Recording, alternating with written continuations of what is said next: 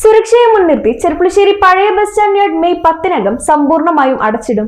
September മാസത്തോടെ കെട്ടിടം പൂർണ്ണമായും പൊളിച്ചു നീക്കി പുതിയ ബസ് സ്റ്റാൻഡ് കം ഷോപ്പിംഗ് കോംപ്ലക്സിന്റെ നിർമ്മാണ പ്രവൃത്തികൾ ആരംഭിക്കാനാണ് നഗരസഭ ലക്ഷ്യമിടുന്നത്. ബസ് സ്റ്റാൻഡ് യാർഡ് അടച്ചിടുന്നതിന്റെ മുന്നോടിയായി നഗരസഭയുടെ അധ്യക്ഷതയിൽ ട്രാഫിക് റെഗുലേറ്റർ യോഗം ചേർന്നു. പഴയ ബസ് സ്റ്റാൻഡിന്റെ ശോചനീയാവസ്ഥ മുൻനിർത്തിയാണ് ബസ് സ്റ്റാൻഡ് യാർഡ് പൂർണ്ണമായും അടച്ചിടാൻ നഗരസഭ തീരുമാനമെടുത്തിരിക്കുന്നത്. ഇതിന്റെ ഭാഗമായി നഗരത്തിൽ നടപ്പിലാക്കേണ്ട ട്രാഫിക് പരിഷ്കരണവുമായി ബന്ധപ്പെട്ടാണ് ട്രാഫിക് റെഗുലേറ്റർ യോഗം ചേർന്നത്. സ്വകാര്യ ബസ് ക്രമീകരണങ്ങളെ സംബന്ധിച്ചും ഓട്ടോ ടാക്സി സ്റ്റാൻഡ് പുനർക്രമീകരണവുമായി ബന്ധപ്പെട്ടും നഗരത്തിലെ തിരക്ക് നിയന്ത്രിക്കുന്നതിന്റെ ഭാഗമായി അനധികൃത പാർക്കിംഗുമായി ബന്ധപ്പെട്ടും യോഗത്തിൽ ചർച്ചകൾ ഉയർന്നു.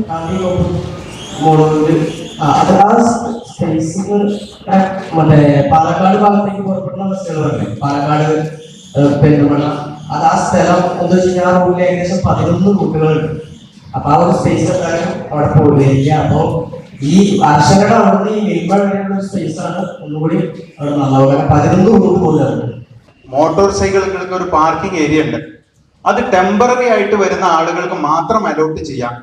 പെർമനന്റ് ആയിട്ട് ഇപ്പൊ പലപ്പോഴും ട്രെയിൻ കയറി വൈകുന്നേരം വരെ എറണാകുളമൊക്കെ പോയി തിരിച്ചു വരുന്ന ആളുകള് രാത്രി 9 മണിക്ക് ശേഷം വണ്ടി എടുത്തു പോകുന്നു.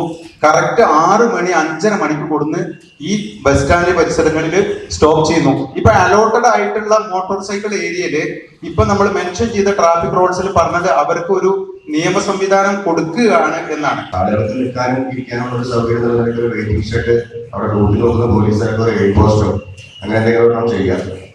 പിന്നെ ഈ 9-ാം തീയതി പൊളിക്കുകയാണെങ്കിൽ അതിന് മുമ്പ് തന്നെ എല്ലാ സ്ഥലങ്ങളിലും ഓരോ ബോർഡുകൾ വെച്ചിട്ട് ആളുകൾക്ക് ഇന്ന ഭാഗത്താണ് ഇത് വണ്ടികൾ നിർത്തേണ്ടതെന്നുള്ളൊരു മുന്നറിയിപ്പ് സോഷ്യൽ മീഡിയ കൂടി ചാനലിലൂടെ കൊടുത്താൽ വലിയ ഉപകാരമാവും. പിന്നെ വേറെ കാര്യം പറഞ്ഞത് ഈ പല മോട്ടോർ വാഹനങ്ങളും ടൗണിൽ കൊണ്ടുവന്ന് നിർത്തിയിട്ട് പോകുന്നുണ്ട് പറയുന്നത്. അപ്പൊ അത് ഞങ്ങൾ ശ്രദ്ധയിൽപ്പെടുത്തിയ കാര്യം നല്ലതാണ്. ഏത് വണ്ടികളാണ് സ്ഥിരമായിട്ട് അങ്ങനെ വരുന്നത് അതിന്റെ നമ്പർ ഒന്ന് ഞങ്ങൾക്ക് തരികയാണെങ്കിൽ അതിന്റെ ആസ്തി ഉടമസ്ഥരെ വിളിച്ചിട്ട് അതിൽ ഞങ്ങൾ നടപടിയെടുക്കാം. യോഗത്തിൽ ഉയർന്നു വന്ന നിർദ്ദേശങ്ങൾ ഉൾപ്പെടുത്തിയായിരിക്കും പുതിയ പരിഷ്കരണമെന്നും യോഗം വിജയകരമായിരുന്നുവെന്നും നഗരസഭാ അധികൃതർ അറിയിച്ചു. ഇന്നത്തെ ഒരു യോഗത്തിന്റെ അജണ്ട അല്ലെ ലക്ഷ്യം എന്നുള്ളത് നമ്മുടെ പുതിയ ബസ് സ്റ്റാൻഡിന്റെ അല്ലെങ്കിൽ പഴയ ബസ് സ്റ്റാൻഡിന്റെ അടച്ച് പൂട്ടുന്നതുമായി സംബന്ധിച്ചായിരുന്നു.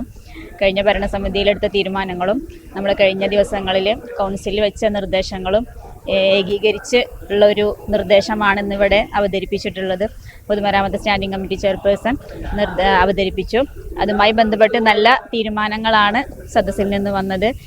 MVD, RTO, PWD, പോലീസ് മേധാവികൾ, മറ്റു വ്യവസായ സംഘടനകൾ, പിന്നെ അതുപോലെ തന്നെ മോട്ടോർ വെഹിക്കിൾ തൊഴിലാളികൾ, ബസ് ഓപ്പറേറ്റേഴ്സ്, അതുപോലെ എല്ലാ രാഷ്ട്രീയ കക്ഷി നേതാക്കൾ, പ്രതിനിധികൾ എല്ലാവരും പങ്കെടുത്തിരുന്ന ഒരു വിപുലമായ യോഗം തന്നെയായിരുന്നു. അവരുടെ ഭാഗത്തു നിന്നുള്ള നല്ല നല്ല നിർദ്ദേശങ്ങളെല്ലാം ഉൾക്കൊണ്ട് ഒരു ഏകീകൃത തീരുമാനത്തിനൊടുവിൽ നമ്മൾ ടെൻറ്റേറ്റീവായിട്ട് തന്നെ ഈ ഒരു മെയ് മാസം 9-ാം തീയതി 10-ഓടുകൂടി അടക്കലിലേക്ക് തീരുമാനിക്കുകയാണ്. ഇവിടെ നിന്ന് വന്ന നല്ല നല്ല നിർദ്ദേശങ്ങളെല്ലാം നമുക്ക് പരിഗണിച്ച് നടപ്പിലാക്കാവുന്നതാണ്. അതെല്ലാം നമ്മളൊരു അടുത്തൊരു ചർച്ചയ്ക്ക് വെച്ച് അതെല്ലാം ഏകീകൃതമായിട്ട് തീരുമാനിച്ച് ചെയ്യാവുന്നതാണ്, പരിഹരിക്കുന്നതായിരിക്കും.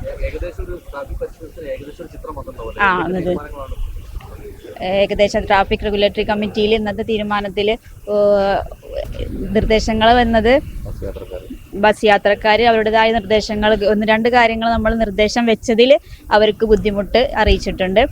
അതുപോലെ തന്നെ പോലീസ് മേധാവികൾ കൂടുതൽ ശ്രദ്ധാലുക്കളാവണം. നമ്മുടെ ഈ ഒരു ചെർപ്പുളശ്ശേരി നഗരത്തിൽ ബസ് സ്റ്റാൻഡിലായാലും വിവിധ ഏരിയയിലായിട്ടാണല്ലോ നമ്മൾ ഡിസ്ട്രിബ്യൂട്ട് ചെയ്തിട്ടാണ് ഇപ്പോൾ നമ്മൾ സ്റ്റാൻഡ് ഷെഡ്യൂൾ ചെയ്തിട്ടുള്ളത്. അപ്പോൾ എല്ലാ തലത്തിലും അവരുടെ ഒരു സേവനം ലഭ്യമാക്കണമെന്നാണ് പൊതുവായിട്ടുള്ളൊരു അഭിപ്രായം കിട്ടിയിട്ടുള്ളത്.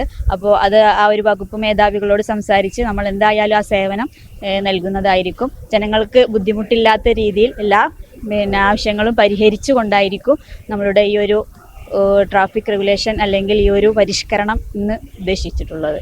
യോഗത്തിൽ സ്വകാര്യ ബസ് ഉടമകൾ, തൊഴിലാളികൾ, ഓട്ടോ ടാക്സി ജീവനക്കാർ, വ്യാപാരികൾ, മോട്ടോർ വാഹന വകുപ്പ്, പോലീസ് ഉദ്യോഗസ്ഥർ, രാഷ്ട്രീയ പാർട്ടി പ്രതിനിധികൾ, വകുപ്പ് തല ഉദ്യോഗസ്ഥർ, ജനപ്രതിനിധികൾ എന്നിവരും യോഗത്തിൽ പങ്കെടുത്തു.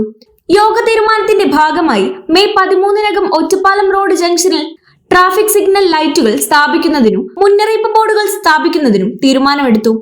ഹെഡ്കോർട്ടിൽ നിന്ന് 5 കോടി രൂപ വായ്പയെടുത്തും നഗരസഭ തനത് ഫണ്ടിൽ നിന്നും 2 കോടി രൂപ നീക്കിവെച്ചുമാണ് ആധുനിക നിലവാരത്തിൽ bus stand cum shopping complex നിർമ്മിക്കുന്നത്. പദ്ധതിയുമായി ബന്ധപ്പെട്ട നടപടിക്രമങ്ങൾ പൂർത്തിയായി വരികയാണെന്ന് നഗരസഭാ അധികൃതർ അറിയിച്ചു. 60 ഡയമണ്ട് റിംഗുകൾ സമ്മാനമായി നൽകുന്ന Kavitha golden diamonds anniversary offer. Anniversary ആഘോഷങ്ങൾ പ്രമാണിച്ച് ഏപ്രിൽ 1 മുതൽ മെയ് 31 വരെ കവിത ഗോൾഡൻ ഡയമണ്ട്സിൽ നിന്നും പർച്ചേസ് ചെയ്യുന്നവരിൽ നിന്ന് ഓരോ ദിവസവും തിരഞ്ഞെടുക്കുന്ന ഒരു ഭാഗ്യശാലിക്ക് ഒരു ഡയമണ്ട് റിംഗ് സമ്മാനം. കൂടാതെ ഓരോ പർച്ചേസിനോടൊപ്പവും ഒരു സർപ്രൈസ് സമ്മാനവും. 5% തുടങ്ങുന്ന അഡ്വാൻസ് ബുക്കിംഗ് സൗകര്യം, 2.5% തുടങ്ങുന്ന പണിക്കൂലി, സൗജന്യ ഇൻഷുറൻസ് പരിരക്ഷ, മെഗാ എക്സ്ചേഞ്ച് ആനുകൂല്യങ്ങൾ തുടങ്ങിയ മറ്റു ഓഫറുകളും. വേഗമാകട്ടെ, ഈ ഓഫറുകൾ മെയ് 31 വരെ മാത്രം. കവിത ഗോൾഡൻ ഡയമണ്ട്സ്.